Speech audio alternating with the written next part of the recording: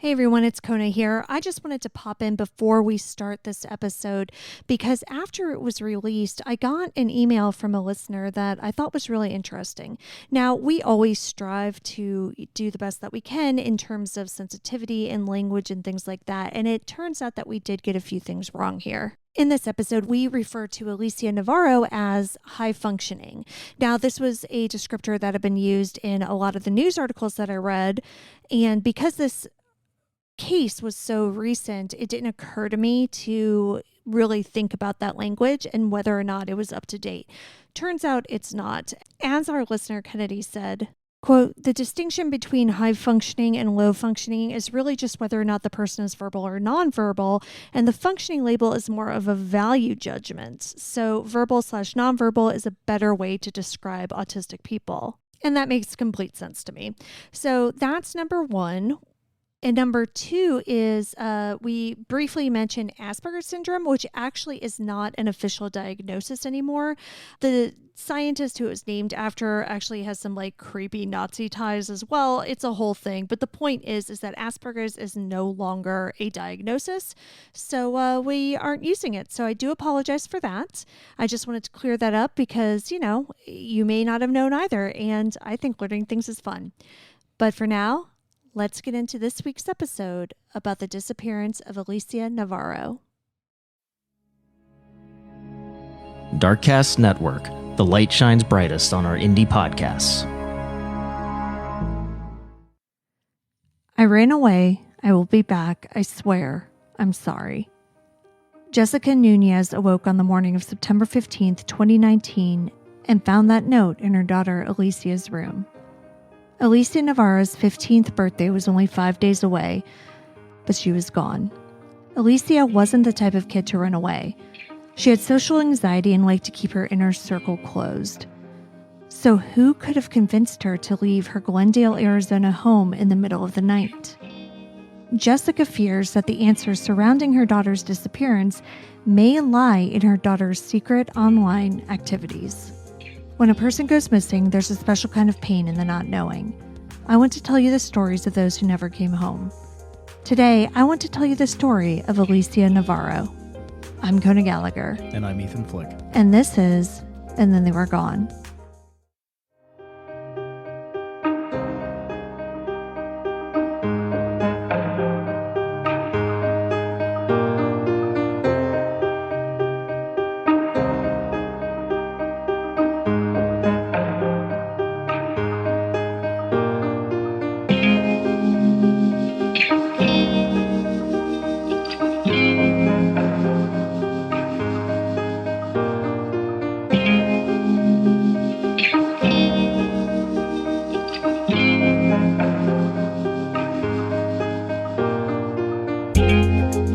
Welcome back, everyone. Welcome back. Thank you for joining us once again.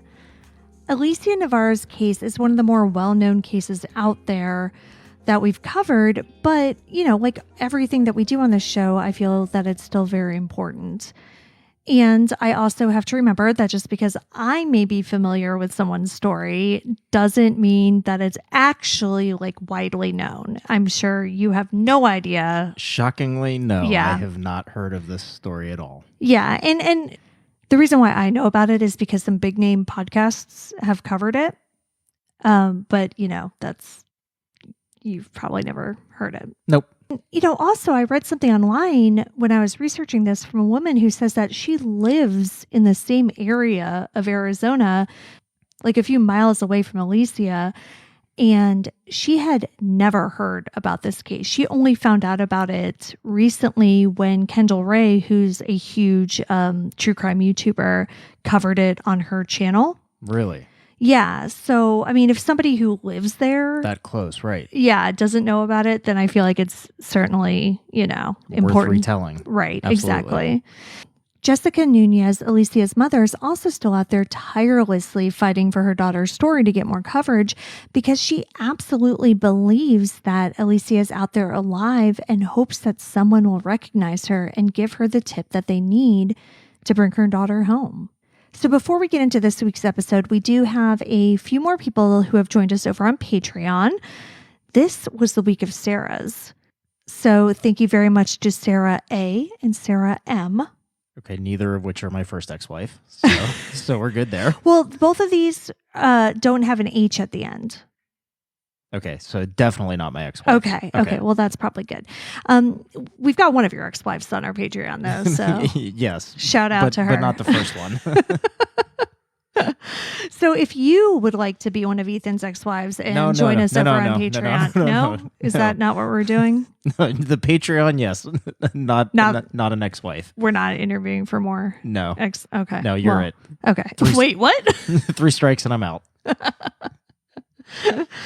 Anyway, yeah, Patreon, do it. It's great. You can get these episodes early and ad-free, along with allegedly Ethan's show about mental health. Who knows? We'll see. Allegedly. All right. So right now we are going to stop talking about all of that and get to the story of Alicia Navarro. Alicia Christian Navarro was born on September 20th, 2004 to Jessica Nuñez. Alicia's birth father is said to live either in Florida or Cuba, but had not been a part of her life. Alicia lived with her mother, stepfather, and 2 siblings in Glendale, Arizona. Jessica says that Alicia has always been a very loving child and was incredibly smart. Early in her childhood, Alicia was diagnosed as being on the autism spectrum, but she's very high functioning. So are we talking Asperger's or even higher functioning than that? I don't know specifically. Okay. Just that she's high functioning, but very smart, but yes, on the spectrum. In addition to being on the autism spectrum, Alicia did deal with anxiety, specifically social anxiety. She very much liked to stick to a routine and would sometimes have trouble deviating from it. Alicia was taking medication to treat her anxiety, but, that certainly didn't cure it. And Jessica said that when her daughter was feeling particularly anxious about going somewhere, she would sometimes go so far as to curl up into a ball on her floor and start screaming. That's also common for people on the spectrum, too. So, even if she was just barely on the spectrum, but also suffered from anxiety, right? That would be pretty common. Yeah, exactly. And so not only that, but Jessica said that Alicia had also been known to self-harm in an attempt to soothe herself. So because of this, Alicia preferred to spend the majority of her time at home. Now, this didn't mean, though, that she didn't have friends. Alicia did have a small group of friends whom she had known since kindergarten, and she had also begun to make friends at her new school. Despite excelling academically, Alicia had previously had issues at school. And now I couldn't find a lot of details on this, but it seemed as though she had trouble finding something that was a good overall fit. And as a result, she ended up switching schools several times, even trying online school for a while. In 2019, though, shortly before her disappearance, Alicia began attending Borgade Catholic School, which seemed to be a positive change for her. So again, we're talking about this is all happening in mid-September. So the school year had just started. So this Catholic school is very new for her. And, she was a freshman. Well, that's interesting. So I wonder if it worked for her because of, I'm assuming it's a Catholic school. It's rigid in structure. Yeah, and right? That could be it because, one of the photos that's circulating is her school photo and they wore uniforms. Right. So that's something that she would have less anxiety about. Exactly. Yeah. So I don't know if that is what it was, but it did seem to be positive for her. She had begun making friends and may even had a boyfriend or 2. Oh. Yeah. Now, a lot of this background information on Alicia is coming from journalist Alyssa Fleck, who has interviewed Jessica multiple times for her blog Crime Scoop. Fleck, F-L-E-C-K? E-C-K, yeah, not Flick. Yeah. The relationships that Alicia may have been involved in were just part of several noticeable changes that Alicia had been experiencing in the months leading up to her disappearance. I mentioned before that she was a shy and timid person and she liked to stick to her routine. Well, part of that routine involved the way she dressed. She wasn't into flashy clothes, and there was this one sweatshirt that she preferred to wear almost every day, despite the fact that she lived in Arizona and it could just be demonically hot there. But a few weeks before her disappearance, she asked her mother to buy her an open-backed shirt. Oh, okay. Yeah. That's a big change. And that's what Jessica thought. She thought this wasn't really Alicia's style, but she wanted to support her daughter trying new things. Yeah, I mean that could be a big step. Exactly. For somebody And that's so on the like spectrum. it's one of those things where had, Alicia not been on the spectrum and not, had these things where she like only wanted to wear one shirt, whatever. Jessica that detail would have like passed her mom's well, mom no, by, right? I think I don't think it would have, because I think that in general, her mom would have been like, you're 14. I'm not buying you an open back shirt. Sure. Right. Yeah. But, I think at that point, she was just like happy that Alicia was kind of exploring new things and maybe breaking out of her shell a little bit and like just willing to try something new. Exactly. Yeah. Right. So that's why, and I think that's important to have Jessica's mindset during this, because there were several things that Alicia was kind of doing differently and, that Jessica was supporting, I think, for the same reason. For instance, Alicia also started expressing interest in makeup around this time. And so, like, Jessica took her to the MAC store, which, by the way, I mean, you don't know. Like, MAC is like expensive, like fancy makeup. Like, oh, is that is that like Ulta or no? It's like above. Well, I mean, I think you can buy MAC products at Ulta, but like MAC is a makeup brand. Gotcha. Yeah. So the point is, she was like buying her like nice, expensive makeup. She wasn't like just going to CVS and buying her Wet n Wild or like whatever. I know that you're just looking at me blankly. It doesn't matter. Other people listening understand. It's fine. Makeup. Yeah. That's all I heard. Alicia was a freshman in high school. She's 14, almost 15. Like, makeup is a totally normal thing at that age, right? And so, like, part of it was just that. Like, part of it was like, okay, my teenager's getting into makeup. But she's also trying new things. Exactly. Yeah. So, like, it was a big deal. Now, in terms of food, Alicia would really only eat things like chicken nuggets and French fries, preferably from IHOP or McDonald's. And I know you're like looking at our kids, but it's not the same. I mean, it is. Again, people on the spectrum often do have very, like, a lot of sensitivities regarding food and textures and things like that. Yeah. And so for her, like, she was very rigid about what she would eat. So for her upcoming birthday, though, Alicia told Jessica that she wanted to go out for a fancy steak dinner and have red velvet cupcakes. That is quite a departure. Well, exactly. On many levels. You're talking about texture. I mean, going from chicken nuggets and fries to a steak. Yeah. Well, I mean, that's a big deal. It's a huge deal. And so, again, Jessica was thrilled that she was exploring new things. So she's like, yeah, absolutely. Like, we will definitely do that for your birthday. And keep in mind, too, so they are an Hispanic family. This was Alicia's 15th birthday. That's her quinceañera. Right. That is huge. Right. That is a huge birthday. And typically, this is a giant, elaborate celebration. But Alicia had already been like, listen, that's not... Well, it can't happen. I mean... Yeah. She's like, I'm not into that. Like, we are not doing like a full quinceañera. We are not having like, a court of like 10 girls, 10 boys. Like, yeah, and she would have to wear a dress. Exactly. And, yeah. like, all the attention would be on her. Right. Like, yeah, no way. Yeah. So they had already planned on just doing like a much lower key event. So I think the fact, again, that she just like wanted to go out to a fancy dinner really was exciting for Jessica. Up to this point, Alicia's social life was primarily online. Now, it wasn't because she couldn't make friends. She was just more comfortable interacting with people in that way. And Jessica understood this about her daughter, so she was generally fine with Alicia staying up late gaming and chatting on Discord and through other online platforms. Now, that's not to say there weren't some problems with this arrangement. Once, Jessica caught Alicia giving personal details to a stranger online. Another time, she found texts that were to someone who seemed considerably older than her daughter. They concerned Jessica so much that she even filed an incident report with the police. Now, I don't know exactly when these incidents took place, but I don't think they happened super close to when Alicia disappeared. I think these kind of happened like a little while before. Sure. So let's get back to the month or so leading up to September 15th, 2019.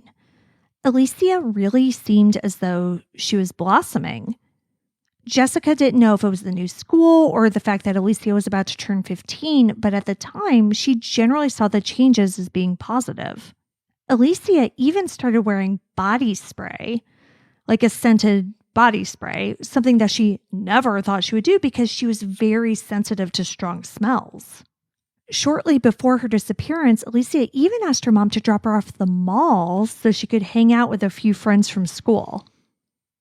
That's, to me, a bigger deal. Yeah. Social issues are like, that's a huge deal for somebody that's on the spectrum. You know, being able to physically and socially interact with people and establish those like quote unquote normal relationships, that's a huge deal. It's a step in a very positive direction. Right. And these were two boys who went to her new school. So these weren't people she'd been friends with for years or anything like that. Like these were new friends. Yeah. And now I don't think either one of them was one of the people that she had allegedly been in a relationship with. Like I mentioned a little bit ago that she had maybe had some boyfriends at school. I don't think either one of them, were these guys. I got this from that reporter Alyssa Fleck's blog. And so she gave them pseudonyms because they're minors. Sure. Yeah. So I'll just use the same pseudonyms that she used. So she calls them Jack and Cody. Now, Jack was a junior at Alicia's school, and he was trying to get her to join the school's robotics team because Alicia knew how to code. Oh. Yeah. And she was like really good at it. So he was like, hey, you need to, come join the robotics team with me. Now, at this mall trip, apparently they met up with another boy who was a friend of Cody's. I don't know if he went to their school or not, but afterwards, Alicia apparently gushed to her mother about this boy and, thought he was like super cute and like definitely had a crush. Now, Alicia and her mom were very close. And so this is something that like she would talk to her mom about. Again, I bring this up because, it's important to know that like Alicia was at a point in her life where she was interested in boys. Like that is just kind of, where her mind was at. Not all the time necessarily, but sometimes for sure. Sure. It's typical teenage. Yeah. Again, freshman high school. Like this is what it is, Now, interestingly, Jack later told police that Alicia had a burner phone in her backpack that day at the mall. But Jessica says that Alicia didn't even have a backpack when she dropped her off. Huh. That's an interesting bit of information there. Yeah. So at this point, Alicia is clearly going through a lot of changes in her life, but most of them seem like they're positive. However, there were some more that were certainly more worrisome.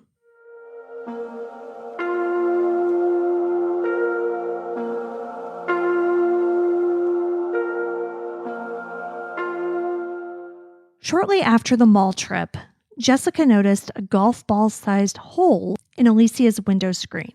So Alicia said that a bird did it, which I totally buy because we have a screen in our living room that the birds have just absolutely massacred. Sure, but they haven't put a hole in it the size of a golf ball. They've really torn that thing apart. I stare at it a lot. I work from home. However, Jessica's husband pointed out to her that the hole was clearly made from the inside, meaning that the pieces of screen were poking out. Okay.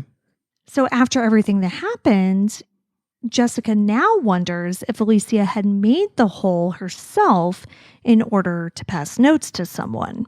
Creepy on many levels. Well, okay, so I find it interesting And my first instinct when I read it was to agree with this theory because I was 15 in the 90s. And that's absolutely something that we would have done. Pass notes to somebody standing outside of your house through a screen? Yeah. No, that was something we would have done. I think my friend Jesse and I actually did do that. But this was 2019 and Alicia had an iPhone, a laptop, and a gaming computer. And yes, while her mother did seem to spot check her devices, it doesn't seem like she had Alicia's passwords or regularly checked on who she was texting or what she was saying. Plus, Alicia's bedroom was on the second floor. So while she could certainly drop a note out through the hole in the screen, there wouldn't really be a good way for anyone to pass a note back to her. So I actually don't know if the hole really means anything. I think it might be just a red herring. I'm still hung up on you passing notes in the 90s through the screen in your window. Like I feel like you and I lived very different lives. We did live very different lives. I think we've well established that. Like, if somebody came over to my house and I wanted to talk to them, I'd just open the door and go and talk to them. Even with as strict of a mother as I had. Like, if somebody was there, yeah, I totally would have just, like, gone outside and talked to them. Yeah, I know. We're different people. So after Alicia disappeared, Jessica and police, of course, spoke with her friends. One online friend they were able to track down was a 20-year-old man named Clark Samples who lives in Oregon. Now, we, of course, do not love a 20-year-old man who is friends on Discord with a 14-year-old girl. Very big red flag there. Yes. Not good. No, but what I will say about Clark is that he has seemingly been incredibly helpful with the investigation. He gave his devices over to the FBI to analyze, and he's been talking to the family and reporters and just like basically, telling them everything that he knows. Okay. Did it start off with, I understand that this is an inappropriate relationship? I don't know. I mean, I was not present for the interviews. Maybe we rewind and start with that. Yeah, yes. So what he did say is that Alicia had a habit when they were talking of weaving together truth and fiction. So he was never really sure what parts of the things she told him were true or not. For instance, she told him that she had learned electric guitar and was going to be in a band with Clark, which was one of those friends she went to the mall with. But that doesn't necessarily seem to have been true. She also told him that she sold her Xbox and had a boyfriend. So again, I don't know if she sold the Xbox. The boyfriend thing, that seems like it was kind of true. Like, I don't know. It's just kind of up in the air. But he also later said that he and like some of their other kind of Discord friends had been working on trying to build her confidence so that she would like be more comfortable interacting with people at school and things like that, as opposed to just interacting with people online, because she was very shy. So at the beginning of this school year, the 2019 school year, I don't know if it was like a project or what, but she had to make a collage of like words that described her or something. And so she cut out words from magazines and things like that. And two of the words that she used were nerdy and introverted. So, that's normal. But again, I think that her online friends are kind of trying to help her with that. Like, she seemingly was trying to kind of break out of that a little bit. Again, it just seems like a time of really big changes for her. Still not okay with somebody 20 years old. I know. Yeah. Talking to her, though. It's not great. But I put that blame on the 20-year-old. Well, yeah, not her, of course. No, not at all. No. And I just want to make sure that I didn't come across as sounding like I'm victim blaming, because I'm not. Like, that solely relies on the 20-year-old. Of course, I don't even know what Discord is. I don't know anything about it, shockingly. Yeah. But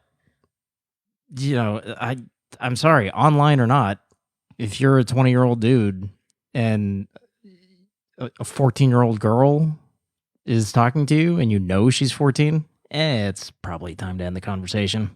Yeah, I would agree. Friendly or otherwise. Sorry. And at first, when I was writing this, I was like, well, maybe he didn't know. But then I was like, no, because they were like legitimately friends. Like, and she wasn't her with her school exactly projects. like not with her school projects, just like with just her general like life.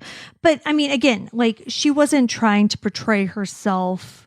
Even though she like maybe said some things that weren't true, she wasn't like, oh yes, I'm this like college student in New York. And, she wasn't like portraying herself as somebody she completely wasn't. I think she was portraying herself as a high school kid in Arizona, like she was. And, maybe, but they both had like the same games, and that's how they ended up on Discord together. But yes, agreed. 20-year-olds don't talk to 14-year-olds. So as I mentioned, the boyfriend thing, it could have been true. So she may have even been in 2 overlapping relationships that apparently both ended badly. And I find this really interesting because like from somebody to go from like having a very small like in-person social circle to like have them join a new school to then suddenly within a month or like 3 weeks or however long they'd even been in school at that point, having not 1 but 2 relationships seems extremely difficult to me. Like, I don't know. I mean, I'm sure something like that would have been easy for you as a 14-year-old, but like... Well, it's interesting that you bring that up because when I was 14 and starting high school, I was in a new high school. Oh, right. That's right. Yeah, you moved. That's when I moved from the farm in with my dad. Mm-hmm. So I mean, I definitely struggled for a little bit. How long did it take you to have 2 girlfriends?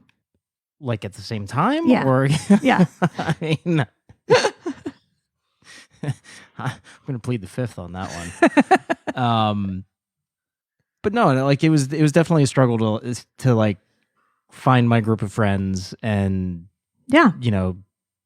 just start my own social circles. And so I can't imagine how difficult that would have been for her. To your point, yes, that is a big leap. Right.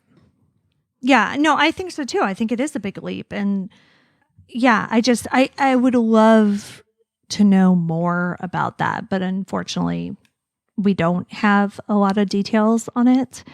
But, in any case, again, and I do think that to an extent, at least, I don't know how much she knew or if she knew the whole story, I do think that Jessica was aware of some of this because on Friday, September 13th, which was the Friday before she went missing, Alicia actually asked her mother if she could stay home from school. And Jessica said yes. And she actually thought that it might have had something to do with like anxiety over these breakups and stuff. And like maybe she didn't want to like go to school and like deal with people. She just needed a break, whatever, like mental health day. And Jessica said, fine. Because again, Alicia was a good student. So she's like, you know what? You can miss a day. Like you'll live.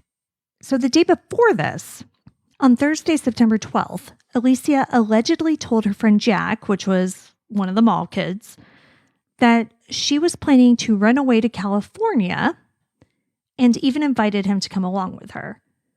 But like, it wasn't something that he took seriously at all. Like a lot of people, I feel like say like, oh yeah, I'm going to run away to California. Like, let's go. It'll be fun. But it wasn't something that she had been talking about long term. It didn't seem like she had like a plan. It just, just seemed like something people say.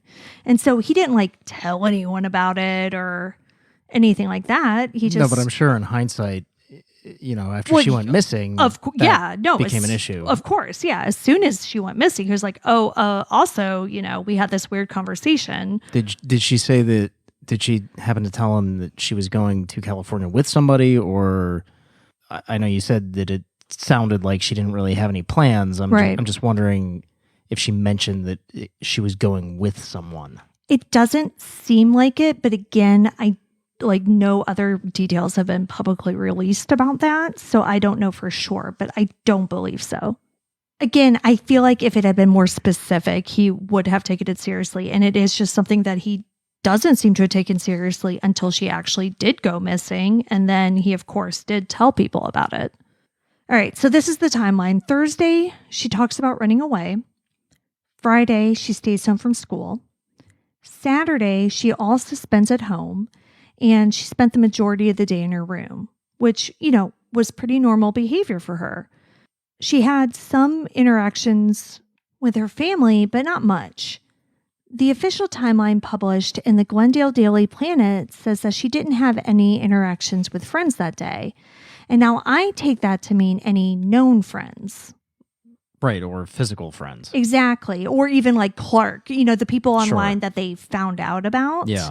Like when they interviewed them, they're like, yeah, we did not talk to her on Saturday. But we don't actually know who she may have been talking to online that day. It was also normal for Alicia to stay up super late gaming. I don't know what time Jessica usually went to bed on the weekends, but she was up late on the night of September 14th, waiting for her husband to get off of work. Around 1 a.m., Alicia came downstairs and seemed surprised that her mother was still awake. So Alicia got a glass of water and, asked Jessica why she was still up. Alicia ended up going back up to her room, and that was the last time that Jessica saw her daughter. At 1 a.m. Yeah.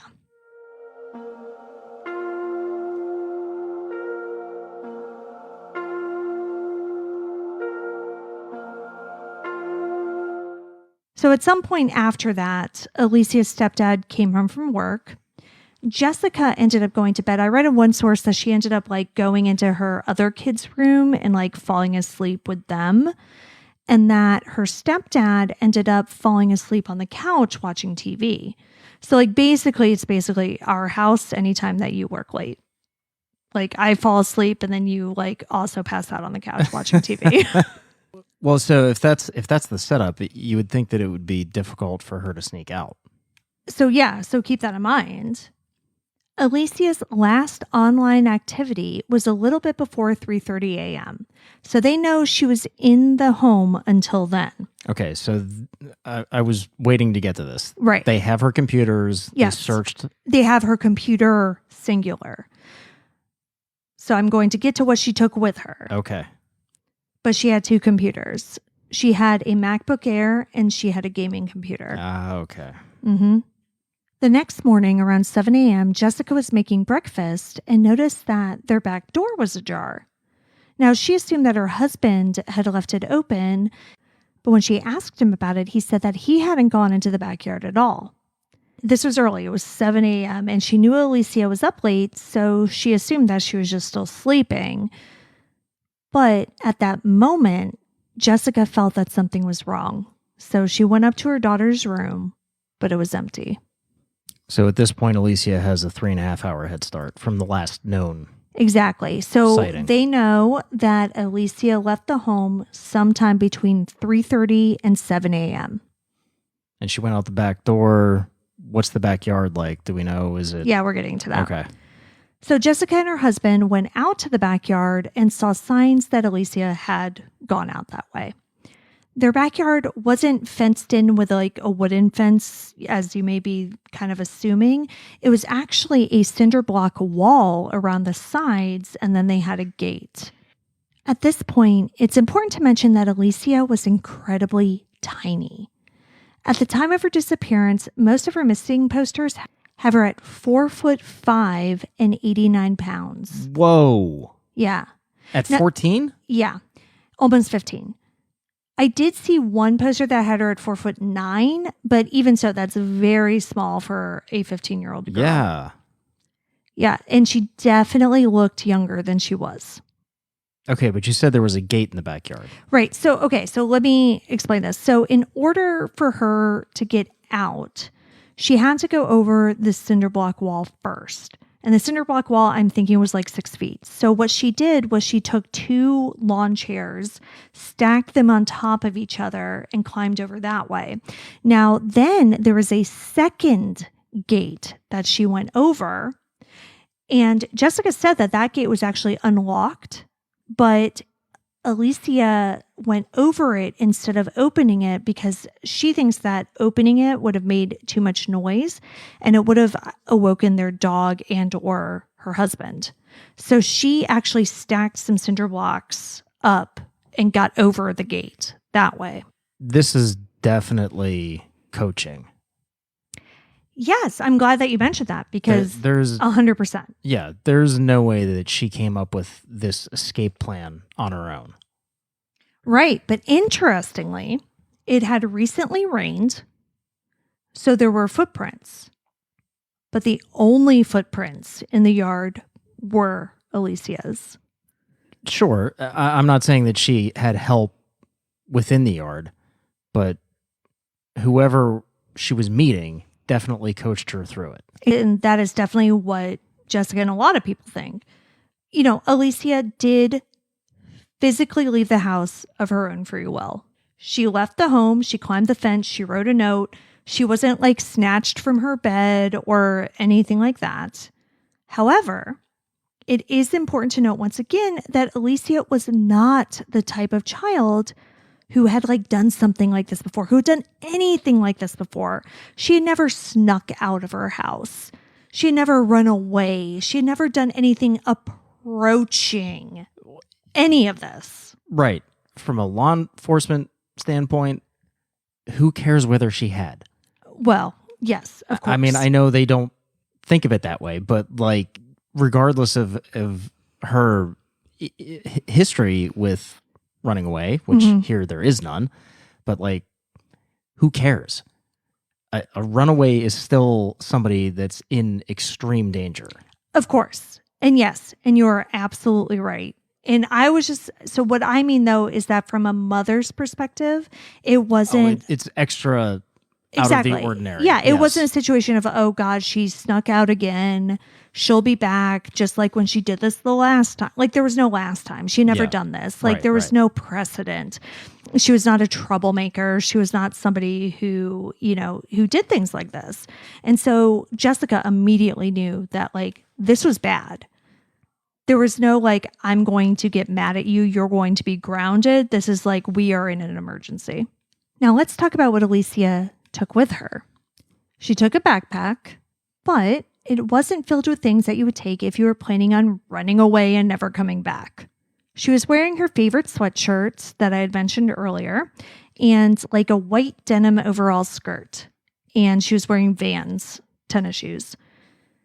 She apparently also packed 3 sweaters randomly, but like not necessarily a change of clothes.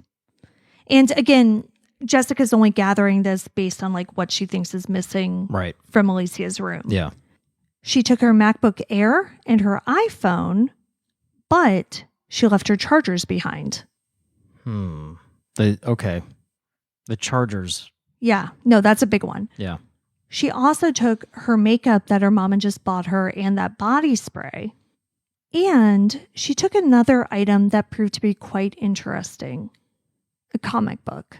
Now, it doesn't sound like Alicia was particularly into comic books. She did enjoy anime and she was like part of the gamer community, obviously. And while these often overlap, that doesn't necessarily mean that she was like into comic books. What comic book was it? Well, 5 months before she went missing, Alicia begged her mother to buy her one specific comic book. It was the Invincible Iron Man number 128, Demon in a Bottle. This particular issue that she had wanted was in good, but not mint condition, I guess, when Jessica found it. But it retailed for $200. Jessica bought it for her, but she never saw Alicia reading it. So she didn't necessarily think much of that because, as we know, kids often ask for things for reasons, and then you never see them using it. But Alicia took that comic book with her. Based on knowing her daughter and, again, being close with her, and, based on what she did and did not take with her when she left, not to mention the note that said, I ran away, I'm sorry, I promise I'll be back. Jessica believes that her daughter had been groomed online by a predator. She believes that this person told Alicia to leave and meet him and told her what to bring. She also thinks that the comic book could have been a gift to him And she believes that Alicia 100% intended to return home, but has been unable to. She says that because of Alicia's autism diagnosis and also just, her age, that Alicia is very trusting and doesn't really pick up on social cues very well. But, she also says that she doesn't really like strangers. So this person must have spent a long time gaining her trust in order for Alicia to do something like this. Here's my thought process on all of this. Obviously, I agree 100%. She has been groomed probably for a while by whoever this is. The items that she took with her, not necessarily the sweaters, but the computer, her phone, the makeup, the body spray, the electronics are there to basically cover up whatever conversations they've had. Chances are that in the grooming process, he probably told her to either create different accounts or something, or only have these conversations on one computer, or somehow isolate it to the MacBook, right? Or on the phone. The makeup and the body spray, that really leads me down a dark path that I don't really want to go right now, because that could mean all kinds of things. The comic book was a ruse. It was designed to get her out there to meet him. It has very little to do with any of this. What do you mean? Come and meet me. Why? Why do I want to meet you? Why am I running away with you? Get this comic book. It's valuable. You and I can go and we'll sell it or something like that. Oh, okay. It's a way to get her to basically violate her parents' trust. Mm-hmm. Now, the build up to that, I don't know what that is, because that's probably on her computer or on her phone that she took with her, which is why he wanted those items also. That's why I think the comic book is involved. It's the gimmick to get her to go out there and meet him. See, I thought it was a little more straightforward. I was thinking that, whoever this is, she considered him to be her boyfriend. And this was a gift to him. And she was just, meeting up with him and was going to give him the comic book. I do find it interesting, though, that she had gotten the comic book 5 months prior to this. So it makes me wonder if, he lived out of state. Maybe. To me, that's just part of the buildup. If you're talking about grooming and we're in, again, makeup and body spray, we're talking about potentially sex trade. Right. Or she's a 14, almost 15-year-old girl who wants to look nice for her online boyfriend. Yeah, sure. I'm just thinking that again, my mind is the comic book is the invite or the impetus to get her to go and meet him. And it took some build up and some time to develop that trust. Yeah, I mean, I definitely do think it did take a lot of build up, a lot of time to develop the trust. I'm 100% with you on that. I don't know. I'm still more of that was just a gift for him, but I don't know, because I hadn't thought about it from that perspective either. I really don't. I mean, we don't know. No, right. But either way, I'm hoping that law enforcement is looking at, believe it or not, comic book stores. Well, no. And that was what one thing I read, I don't know if it was a Reddit or whatever, but somebody was like, hey, this isn't a particularly rare comic, but it's not entirely common either. So it might actually be easier to find the comic book than it would be to find her. Right. That would be a way to start the tracking. For sure. Yes. Yeah, absolutely. If he trades it. Right. So in terms of the investigation, Jessica and her husband called police immediately. Glendale police came out and took a report, but, also said the typical things like runaways usually come back. Jessica couldn't get an Amber Alert because there was no evidence that she had been abducted, but Jessica was able to fight and get a Silver Alert, which is similar, but is usually used for people who are too old to get an Amber Alert. Right. But yeah. So, but she was able to get that. And the Glendale police also put out digital billboards on the Loop 101, which is the major highway in the area. And those digital billboards did have Alicia's photo. So they're willing to go to the extent of doing the digital billboards, but they're still treating this as though she's a runaway and will come back. Right. Instead of you mentioned that there were footprints that they found. Mm-hmm. So where did the footprints go? The footprints went from her house up to where she had set up the chairs. Yeah. To get over the fence. And then they went to the other fence where she had set up the cinder blocks. And, then it was like sidewalk. And so they were gone. Oh, that was the other thing, though. So if you're looking at Alicia's house from the street, right? Like you're facing it. Alicia went through the backyard like on the left side. But the more direct route would have been for her to leave on the right side. But those neighbors had surveillance cameras. So Alicia went on the other side. Once again, grooming. That's exactly. not her. Exactly. But it begs the question, are police treating her as a runaway so they're not canvassing the neighborhood? Oh, I'm glad you brought that up because that's actually what I'm getting to next. Because when it did come to canvassing the neighborhood and pulling surveillance footage, Jessica says that she had to go out and do that herself. Yep. It's just because somebody is a runaway does not mean you should investigate less. Yeah. Runaways lead to all kinds of things. And finding them, and I say runaways, I'll use air quotes for quote unquote runaways. Mm-hmm. But runaways lead to all kinds of potential other issues. Right. Sex trade, sex workers, homicide victims. I mean, it's more important for you to treat that as though it was somebody that was abducted and start doing the police work at the ground level super fast. Who cares if you find them in an hour? Mm-hmm. Guess what? Report's done. Case is closed. You find them in an hour, they go back home, whatever.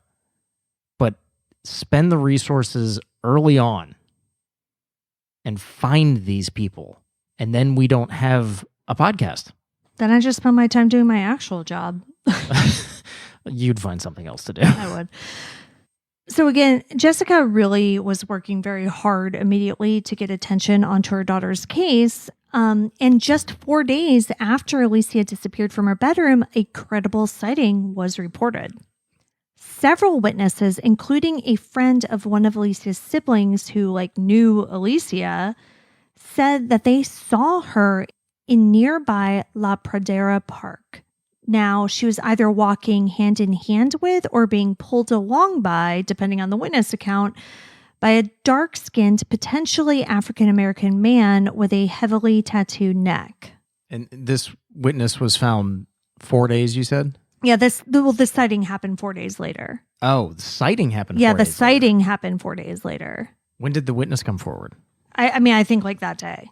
Okay. Yeah, because by that time, the silver alert was out. It was on the news. And again, one of the witnesses knew Alicia, so presumably knew she was missing. Right, but 4 days later, they see her in a close-by neighborhood. Yeah, That the park is a mile from her house or something. I mean, that means that she's not far.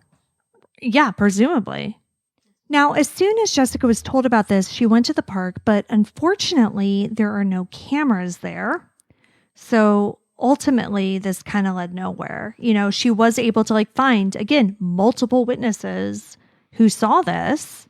Right, and I'm sure they gave a direction of travel, but it's a park, so... Yeah, and there are all sorts of people in the park. Lead anywhere. Exactly. Yeah. Without cameras, there just wasn't a lot that ended up coming from it. Now, interestingly, around this time, Phoenix area police had been working on something they called Operation Silent Predator. Now, this was a to catch a predator style operation that led to the arrests of 27 men who had attempted to lure undercover police officers posing as children to perform sex acts. One of the men arrested was a 25-year-old named Devonte Jr. Owens, who lived about a half mile from Alicia and fits the general description of the man allegedly seen in the park with her.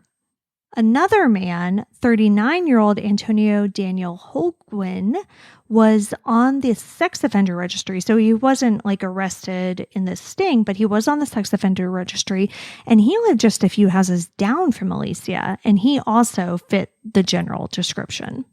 So are we assuming that the police looked into these people? Yeah, but I don't have a lot of information on that. Well, they're not going to release it. Exactly. Yeah. So, yeah, again, we don't know whatever came of that. I mean, obviously, like, there haven't been any arrests or anything like that. Alicia's phone and computer were apparently turned off either, before she left the house or right after or whatever, because they were never able to get any pings from it. They were never able to find her location from them. Nothing. They were never turned on after that night or after that, early morning. So when Alicia hadn't returned after 2 weeks, the FBI did get involved, and apparently they took her gaming computer, which obviously was left behind because it was a desktop, and they went to search that for evidence. So in addition, like I mentioned earlier, that 20-year-old from Oregon, Clark, like he also turned over like his computer and his Xbox and stuff to the FBI as well, so that they could look at the conversations he had with Alicia from his end and kind of piece things together, in that way. But again, it's not clear whether or not the FBI is still actively looking into this case. Tips have continued to come in after that first sighting, but, nothing has really led anywhere. Alicia's case was further hindered by the COVID pandemic that struck 6 months after her disappearance. I mean, police said that hindered them from like interviewing witnesses and, et cetera, et cetera. Well, yeah. I mean, especially at the beginning of the pandemic, because nobody knew. Yeah, exactly. We were all in our houses not doing anything normal. Right. So, I mean, even from a law enforcement perspective, at the beginning of the pandemic, just nobody knew. We were all panicking. But Jessica has never stopped searching. She still obviously has to work and take care of her 2 other children, but every spare minute she has is devoted to finding Alicia. She started a TikTok, which we'll link in our show notes in the blog, and God, I was watching them today, and she seems just as shattered as the day she was when she found her daughter's room empty. Now, before we kind of end this episode, I do want to bring a few people on. So I've been wanting to do this episode for a while because I have known about this case, basically since it happened. And I wanted to use it as a cautionary, like scared straight story because we have 2 kids who are, a little bit younger than Alicia, but behave very similarly. They're very much online, very much gamers, very much on Discord, things like that. And so I wanted them to hear about this and then also kind of get their thoughts on it. So we are going to bring on our 2 kids, our 2 oldest kids, Cooper and Xander.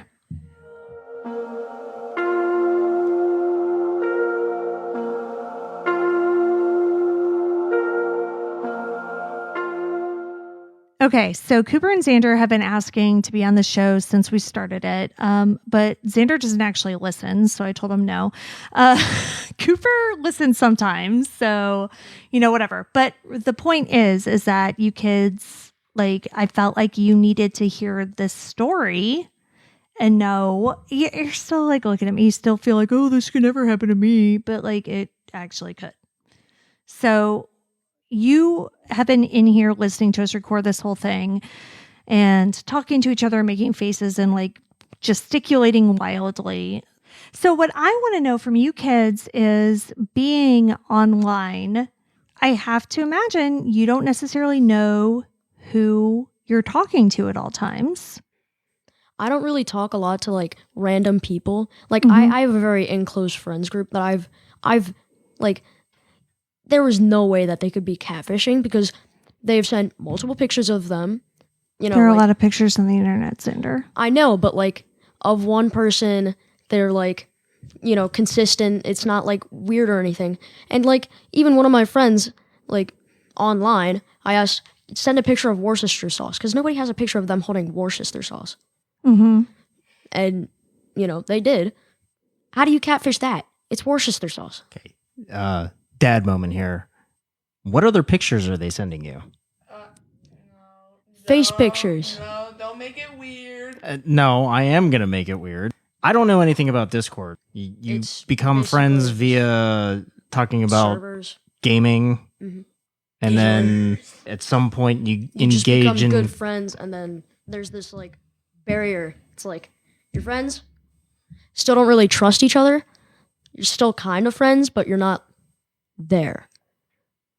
Like they're on a Exactly. Like you're not friends with them on a personal level. You're just like cool with them. You're like, cool, Yeah. I know them. But you would not trust them in any way. Now, I don't speak for everybody, but I speak for myself. That's the precautions that I take. Do you ask them to take pictures of themselves with Worcestershire sauce? I ask them to take pictures with like random stuff. I ask somebody to take a picture with toothpaste. Okay, but then to what end? So, like, after they do that, then what? You're like telling them your address? No, I trust them on a higher level than just cool. I know him kind of. I don't trust him, but like, I still wouldn't share my personal information with anybody. When you talk to people on Discord, Cooper, how does that happen? Like, tell me about that. They like DM me a meme or something.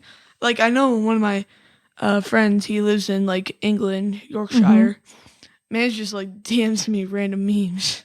But even like with that, like I know his name is Max. Like my other friend's name is Eli Morgan, but I do not want them to know my first name. Like no, like even though it's not too much, I still don't want them to know it. Okay. Like, so I just go by my initials. Like, whenever my dad comes around, like, since it doesn't, like, have, like, a mute switch, I just have to quickly tab out and just, mute my microphone. That's what I do usually. Why do you do that when your dad comes around? Because I don't want him dropping my first name.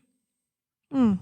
So I mute so his talking doesn't relay over because, who knows, he might accidentally share some personal stuff. Mm-hmm. So yeah. Okay, so in general, like, tell me about your thoughts on 14, almost 15-year-old girl on Discord, on, other chat thing. Like, it's again, we don't know everything that she used. Like, we do know she was active on Discord, but that's it. Like, it could have been a million other things. So, I mean, what are your thoughts on what could have potentially happened? Like, do you think that it's reasonable that she could have met somebody online and they could have said, like, let's meet, let's go hang out? Yeah, what I might think might have happened is that this guy groomed her through private messages. Did they ever exchange pictures? We have no idea. Because I think, if we had pictures, we'd be a lot further along, right? Yeah, well, yeah. That's my opinion. I think he just, like, gained her trust. Mm-hmm. As earlier Ethan said. Yeah. I think she might have been pulled into a human trafficking ring, in my opinion. Now, because you're a boy, do you think that you're immune from this, or do you recognize that this danger affects everybody? I recognize that this danger affects everybody. Okay. You can't be, like, immune to everything. That's why I take extra precautions and Xander does. All right, Xander, talking to people online like you do, like, what do you think would have happened? Like, knowing about, like, the makeup and saying she had a boyfriend and, like, all of this, like, what are your thoughts? Well, kind of coming from somebody who has, like, not bad social anxiety, but, like, low social anxiety. Sure. I am always, I always have deodorant. And, if I was a woman, I would probably have makeup too. And meeting a boyfriend, that would be kind of scary. Like, yeah. Especially for someone who has social anxiety and is on the spectrum. Right. And, bad social anxiety, that would be scary. You don't want anything to go wrong. Yeah. That's a really good point. So your thought is she was like really nervous. So that's why she's like bringing the makeup. She's like bringing the body. Like she wants everything to be, she wants to be able to like look good and, put her best self forward or whatever. And also I get the 3 sweatshirts because like in the morning I go between like 4 sweatshirts because I can't decide what looks good. I can see that just like for a later standpoint. I love that. No, thank you. That's actually very helpful. Now, I want to know what each of you think about the comic book. Okay. So, Sander, since you're on the mic, you go first. I think the comic book was definitely a ruse. It was kind of like, I think it was a way to get money out of her. Okay. So you're kind of with your dad. Like that was your dad's theory. Like it was definitely a way to get her over there. It was a reason to get her over there, but it was also a reason to get money. Because as you said, the comic book cost like $200. It was like, it was $200. That's a lot of money. Yeah. $200 for a comic book, just transport it over there. And, for multiple reasons, trust, exchange, here's a present, all these things. Yeah. It would make sense that it would be something that he wanted out of her. Yeah. And I think also if you're trying to, manipulate somebody, like getting them to give you what is really an expensive gift is like a good way to like be able to see that your manipulation is working, right? Like if they're going to do that for you.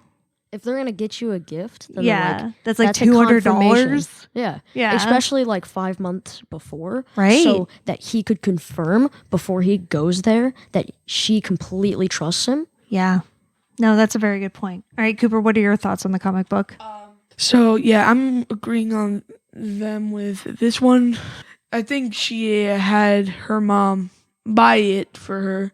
They've been talking for like how many months? So she bought it 5 months before. 5 months ago. So you've got to assume they've been talking for probably a good amount of time prior to that, because the $200 comic book isn't something you ask for on day one. So I think this was a planned thing. It just took a while.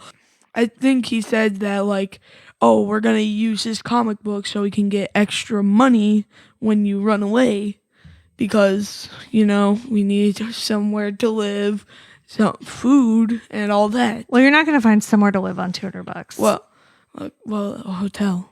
Yeah, I mean a hotel for like a night or two, but in food. But no, I get your. Yeah. So basically, you all are kind of like on the same page that you think that the comic book was kind of like a means for them to get money for something.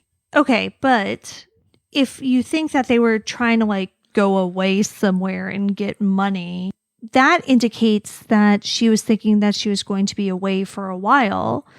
Why wouldn't she have taken her chargers with her? Another thought that crossed my mind is that she might sell those too. The MacBook and the iPhone? Yes. Oh, but interesting. probably because like maybe he said, hey, your MacBook and iPhone has got like some suspicious stuff on it. Let me get you a new phone and we can and like a new laptop and we can sell these, have like the memories wiped from it and sell these and I'll get you some new stuff. Mm-hmm. It's not that he would have replaced it with like a different MacBook and a different iPhone. Maybe you don't need a MacBook. I'll just get you a different phone. They sell the MacBook. He gets her a cheap phone and they still come out financially ahead, right? Yeah, probably.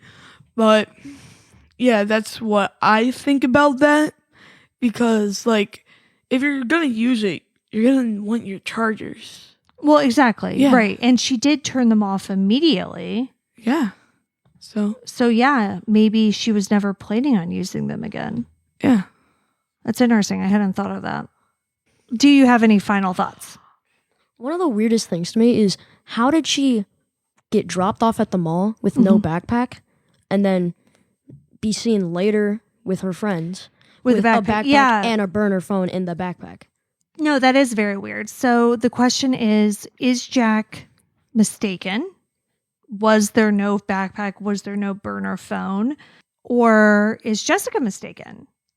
Well, it could be either way, or it could be that the dude planted it there. He wanted, like, that was the easiest way for her to get that burner phone, so that You think he planted it at the mall? Yeah, so that they And could she picked talk it up on while that. she was there? Yeah, they could talk on that rather than something that she would have forever. And that's why she wanted to go to the mall so that she could, which was out of character for her. Especially because, like, the biggest thing she has done by then was, like, you know, change her outfit and, like, go Right. to a restaurant, a fancy restaurant and whatnot. Right. Interesting. And also, how long has she been gone? She's been gone since September of 2019. Jeez. So 2.5 years now. And they haven't found any evidence of a body or Nothing. nothing? Nothing. Wow. Maybe she used that burner phone to contact him, and let's say where they were gonna probably meet. Yeah. So she probably threw it away because she doesn't want it tracked to her. Yeah. I don't know. So Jessica has been searching tirelessly for her daughter for 2.5 years, but she's not alone. She has the help of a private investigator and the organization Project 25. Project 25 works to find people who may be victims of sex trafficking. Jessica wants to keep Alicia's story and photo out there because she believes that someone somewhere will recognize her and help her reunite with her daughter. In the meantime, she has this advice for parents. Quote, I do feel that it's very, very necessary for parents to get educated on what their kids are doing on social media and all these new apps to our kids. I myself personally didn't think any dangers since I thought my daughter was safe being at home. I have strangers in my home without them physically being there. For me, my advice to parents is to get educated on what's available out there in social media. Make sure you know your kids' passwords and be constantly talking about the dangers and just monitor their media. Because I definitely believe it's a big, big problem that our youth is facing at the moment. End quote.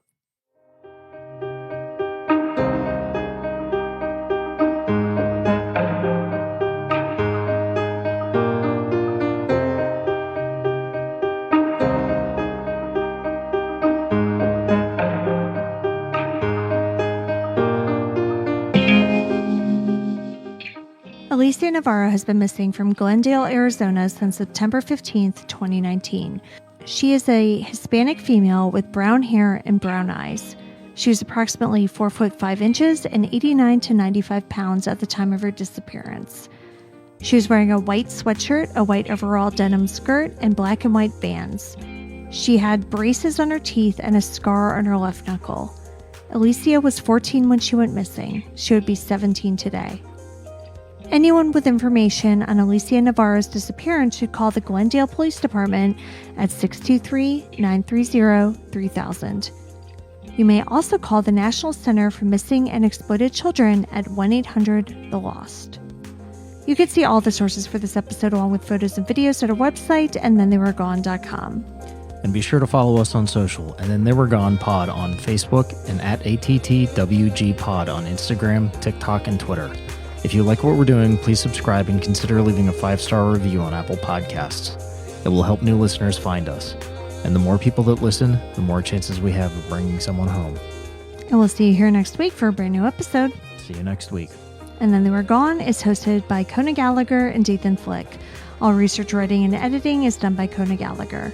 Theme music is The Stork by Ketsa. Additional music is provided by Kai Engel. And Then They Were Gone is a Little Monster production. Hey, you can do it!